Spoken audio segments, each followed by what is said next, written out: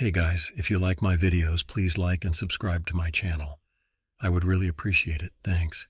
And also let me know where y'all are watching from and at what time. I'm curious. I'd been at the cabin for 3 days when I heard the knock. It was late afternoon, maybe 4 or 5, and the sun was dipping behind the pines. I'd rented the place to finish a manuscript, off-grid, no internet, no distractions. Just a log cabin tucked away on the edge of a forgotten state park.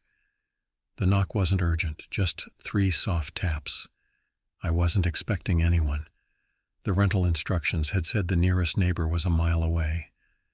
When I opened the door, there she was, a woman, maybe in her 70s, thin frame, long white hair pulled into a low braid. She wore a faded green shawl over a loose dress that might have been a nightgown. Her smile didn't quite reach her eyes. "Hello, dear," she said, hands clasped in front of her like a schoolteacher. "I'm from the property just past the ridge. I like to check on the people who stay here, just to make sure they're not lonely." Her voice was soft, measured, too calm. "Oh, thanks," I said, unsure. "I'm all right, just writing." She smiled again. "Would you mind if I came in, just for a moment? It gets cold in the shade and I've walked a long way." She was already stepping closer. I hesitated. Something about the request, the way she moved, the way her hands didn't shake. None of it matched her appearance. My instincts screamed no, but I stepped aside anyway. "Sure, just for a moment." She didn't look around the cabin, didn't sit, just walked straight to the kitchen counter and took something out of the shawl. A little jar. "Wild berry jam," she said. "Made it myself. For you." It was a squat, unlabeled glass jar. The lid was sealed with wax. The contents inside looked dark, nearly black. I didn't take it. She placed it gently on the counter. "It's good on toast," she said, "or by itself." Then she turned, smiled again, and left without another word. I didn't touch the jar, not that night, not the next morning either. It sat on the counter like it belonged there, dustless, too clean for something that came from the hands of a stranger who walked through the woods in a shawl. That evening, I moved it to the pantry, behind a stack of instant coffee tins, out of sight. But I started hearing things, not the normal cabin-in-the-woods stuff. No creaking beams or wildlife scratching at the siding.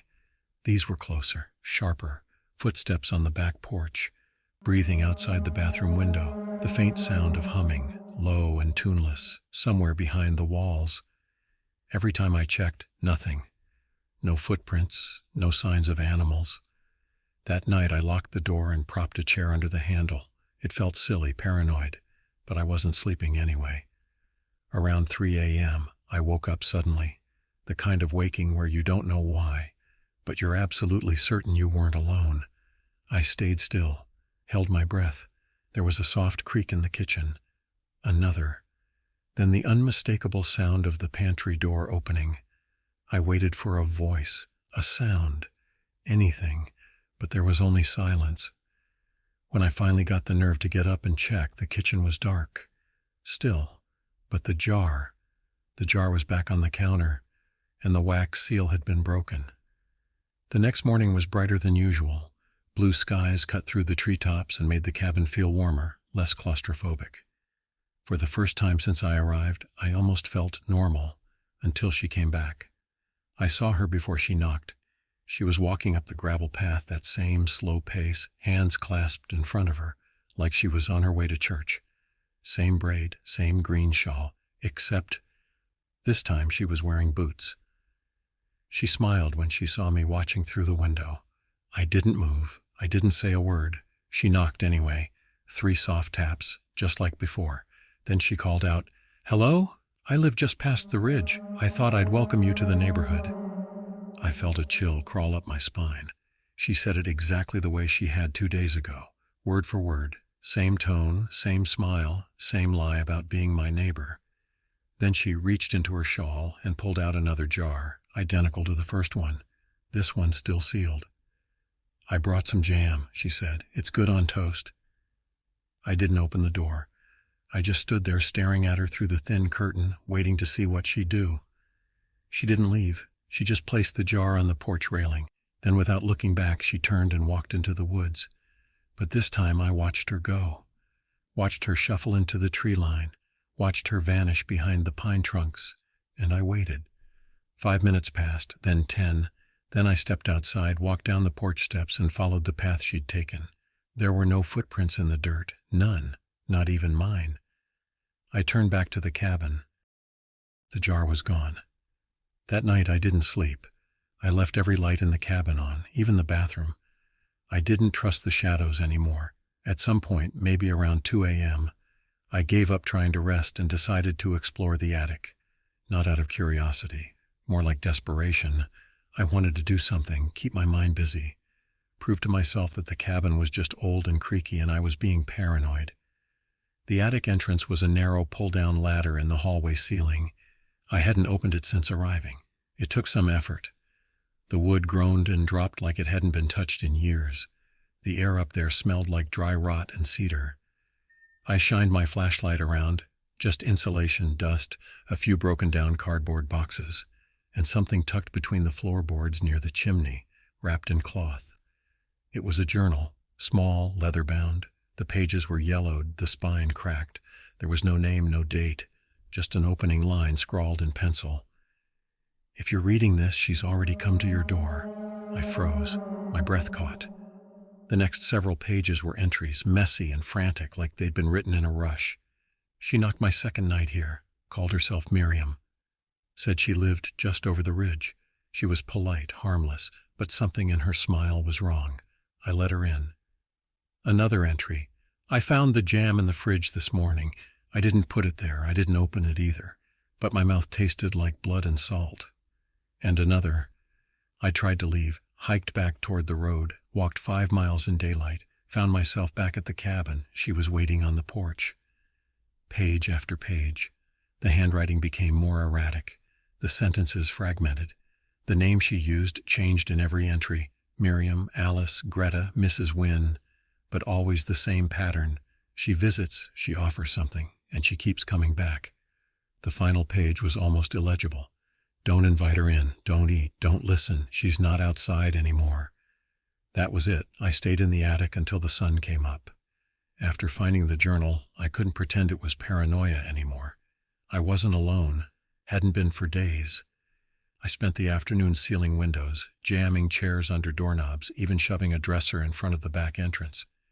I didn't know what she was or how she kept getting in, but I was done being passive. I took my phone, finally charged from my solar pack, and set up a recording app. I aimed the camera toward the pantry and propped it on the counter before going to bed. I didn't expect it to catch anything. It was just to calm my nerves. I slept in the armchair, holding a fire poker in my lap. I left the kitchen lights on.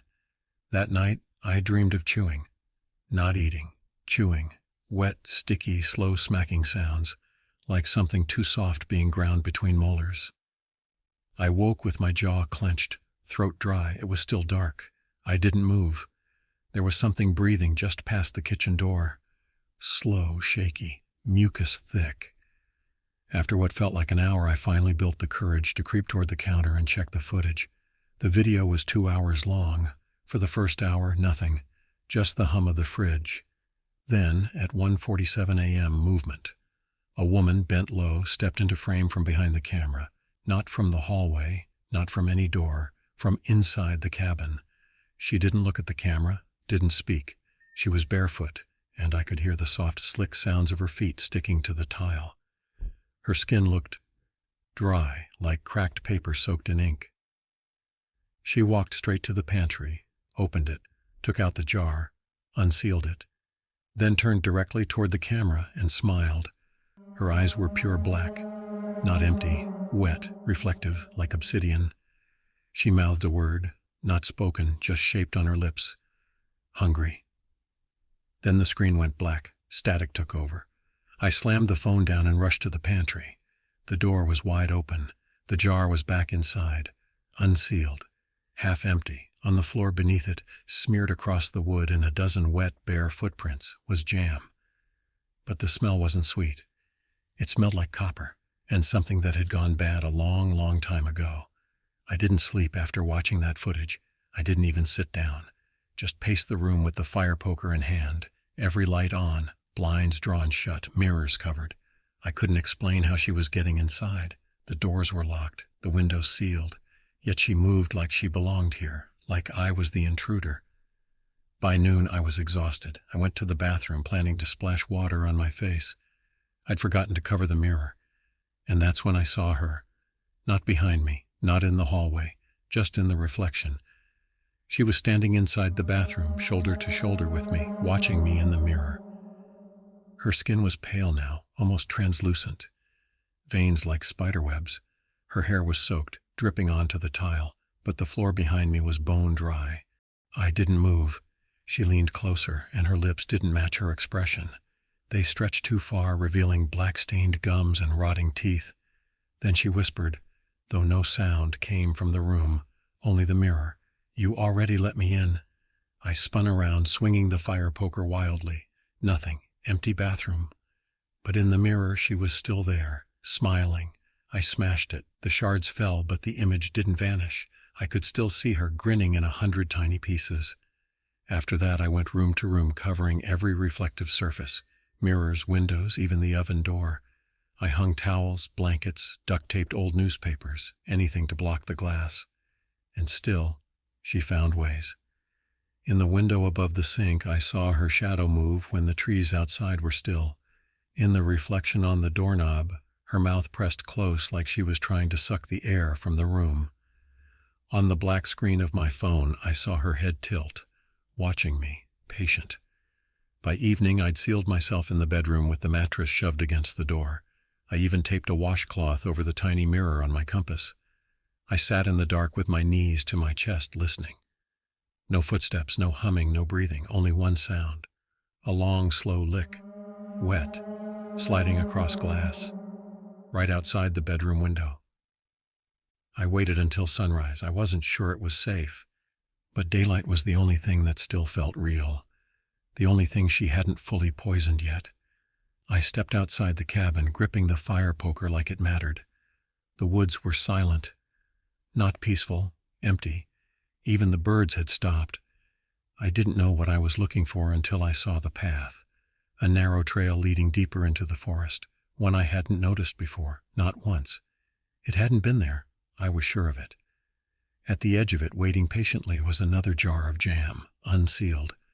Flies already buzzing around the rim. I left it. I followed the path.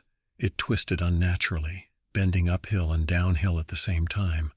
The trees grew too close, their bark covered in handprints, tiny gnarled ones like they'd been burned in. I could feel her watching, could almost hear her thoughts. "Good, closer now, come find where I sleep." At the end of the path was a clearing. In the center stood a rotting cabin, older than mine, sunken into the earth like it had been trying to bury itself. The door was open. Inside I found bones, jars, mirrors facing each other, and a chair in the middle of it all. With a note pinned to it, "Someone always lets her in." I lit the place on fire, used every match I had, doused it with lamp oil from the storage shed. The walls screamed, not burned, screamed, like the timbers had lungs. Faces surfaced in the smoke. One of them was mine. I didn't stop running until the real path returned, until I saw my cabin again. The air was lighter, still wrong, but quieter. I packed what I could. I didn't eat, didn't drink. Just walked until I hit the old dirt road, flagged down a park ranger, and lied through my teeth about a bear breaking in. He didn't ask questions. I never went back. A few weeks ago I saw a listing online. Same cabin, same photos. They even kept the ugly plaid curtains I hated. The listing mentioned fresh wildberry jam on the counter as a welcome gift. There were already 3 5-star reviews, all from different usernames, all with the same profile picture, an old woman with a green shawl and a smile that didn't reach her eyes.